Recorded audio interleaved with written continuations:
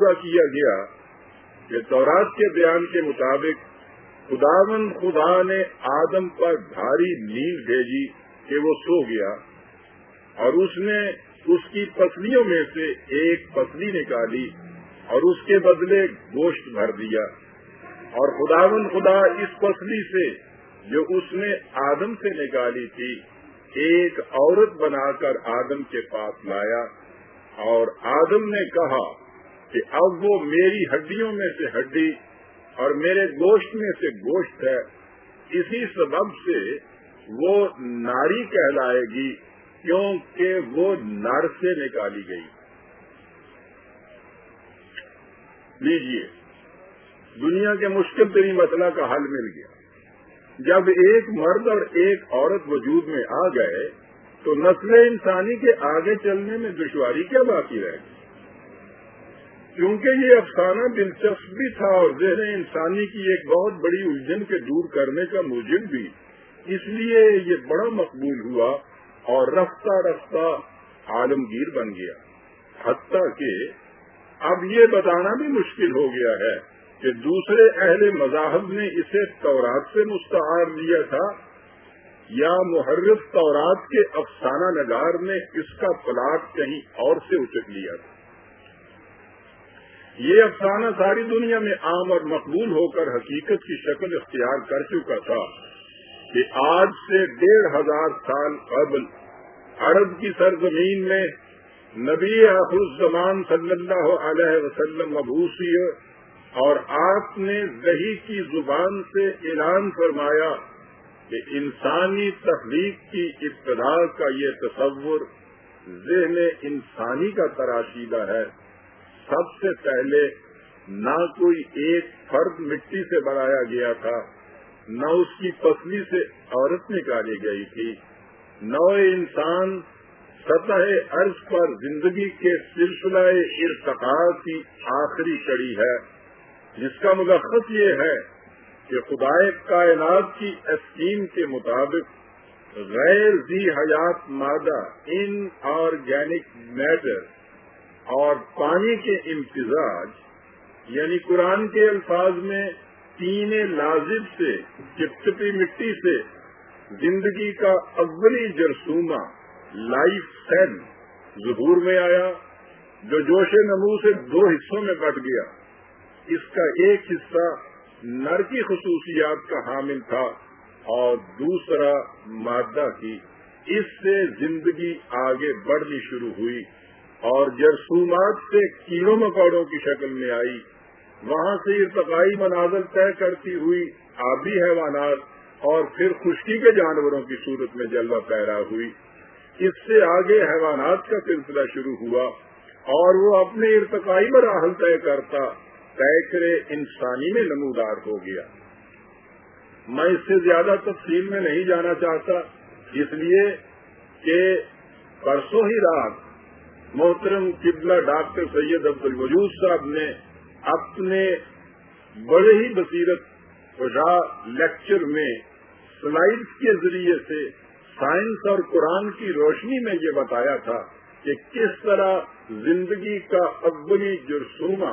ارتقائی منازل طے کرتے کرتے پیکر انسانیت میں نمودار ہوا تھا۔ اور جو احباب تفصیلی طور پر اس سے کچھ معلومات حاصل کرنا چاہیں تو میں عرض کروں گا کہ میں نے اپنی کتاب ابلیس و آدم میں انسان اور آدم کے عنوانات میں نظریہ ارتقاء اور انسان کی تخلیق کے مسئلے کی وضاحت سائنس اور قرآن کی روشنی میں کی ہے، آپ احباب وہاں سے دیکھ سکتے ہیں۔ بہرحال قرآن نے یہ نظریہ پیش کیا جس نے ارباب فکر و نظر کو دعوت تحقیق کو تجسس دی، اور جوں جوں سائنٹیفک انکشافات آگے بڑھتے گئے وہ قرآنی نظریہ حیات کی زندہ شہادات بنتے گئے۔ قرآن کریم نے یہ کہا اور علمی تحقیقات نے اس کے دعویٰ کی اس طرح واشگاف طور پر تصدیق کر دی، لیکن ذہن انسانی کا بچپن ہے کہ وہ اس حقیقت میں کوئی جاذبیت نہیں پاتا اور بدستور اسی افسانہ کہن کو وجہ دلکشی بنائے ہوئے ہے، بلکہ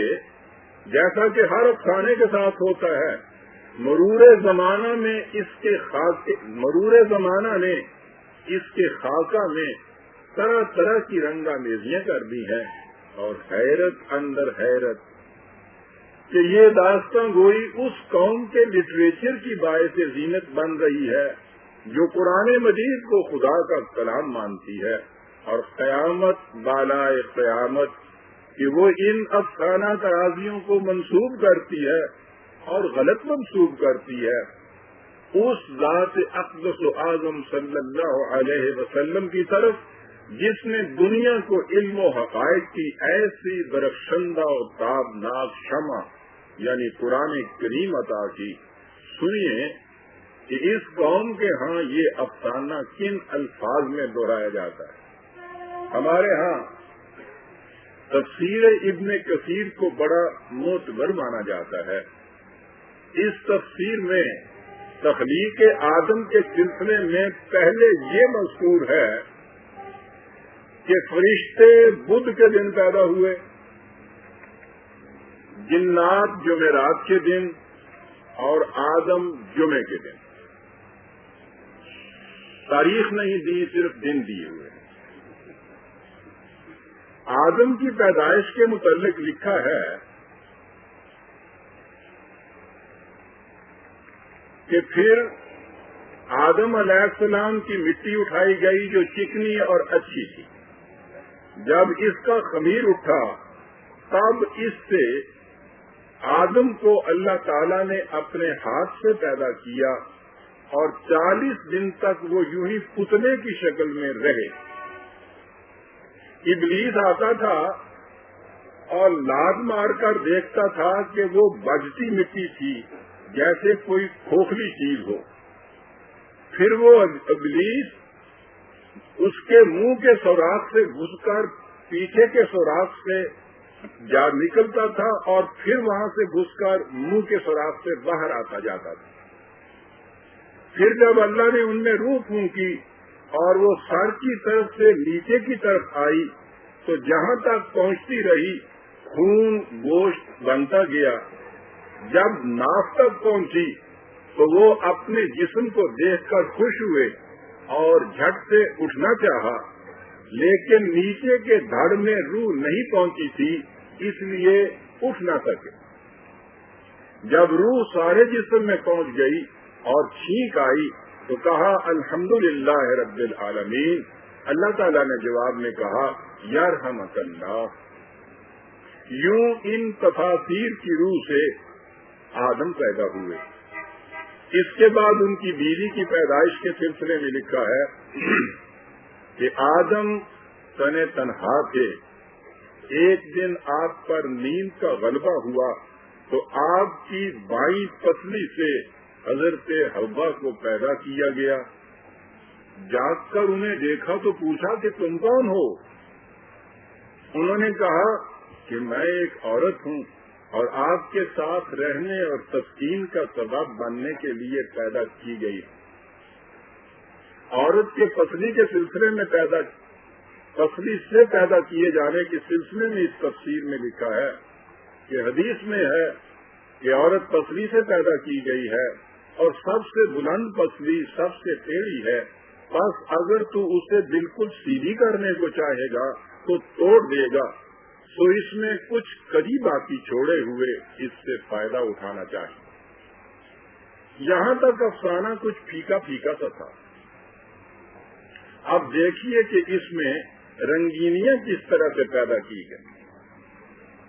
کہا یہ گیا کہ حضرت آدم علیہ السلام نے جب اس عورت کو چھونے کے لیے ہاتھ بڑھایا تو وحی کے ذریعے اللہ کا حکم پہنچا کہ آپ اس وقت تک اسے چھو نہیں سکتے جب تک اس کا مہر نہ ادا کر دیں۔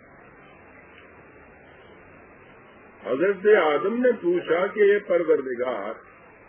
اس کا مہر کیا ہے؟ حق تعالی نے ارشاد فرمایا